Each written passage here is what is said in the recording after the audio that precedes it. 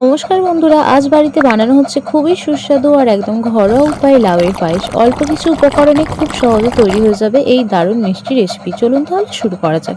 তো প্রথমেই ভালো করে মিহি করে একদম চালটা বেটে নিতে হবে। তারপরে লাউটা ঠিক এইভাবে কুড়িয়ে নিতে হবে। কুড়িয়ে নেওয়ার পরে দিয়ে দিতে হবে কড়াইতে জল। জলটা গরম হয়ে গেলে দিয়ে দিতে হবে কুচিয়ে রাখা লাউ। দেন তারপরে এটা খুব ভালোভাবে সিদ্ধ হতে দিন। কিছুক্ষণ বাদে আপনারা দেখবেন সিদ্ধ হয়ে গেছে। সিদ্ধ হওয়ার পরে দিয়ে দেবেন মুঠো ভরে চিনি। হ্যাঁ, আপনারা যে যেমন চিনি দেন সেরকম স্বাদ বুঝে দেবেন।